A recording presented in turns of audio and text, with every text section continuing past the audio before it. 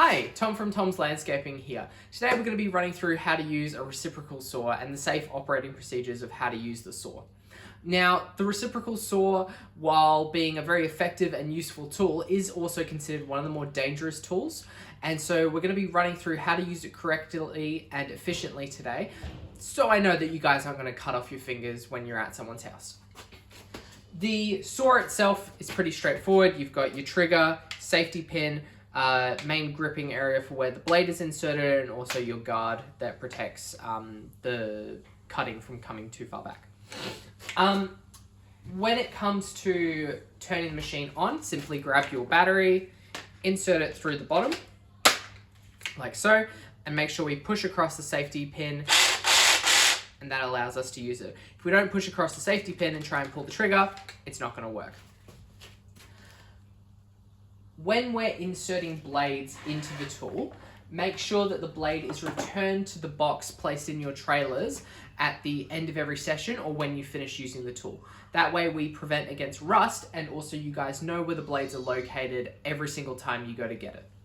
Now, if you look at the end of the tool there, where the blade is inserted, it has little grip points around the top of the reciprocating part.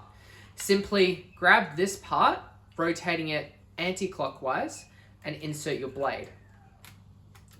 And then allow it to spring back into place. To make sure before we do any cutting that the blade is safely secured, just give it a little wiggle and make sure that it's in there correctly. Because sometimes what can happen is that spring that allows it to clip back does wear down over time. And so what you can get sometimes is the blade's inserted, yes, but then you go to pull it and it comes out. And last thing we want is for you to be up on the ladder or anything like that, and your blade simply falls out, and then good luck finding that at someone's house.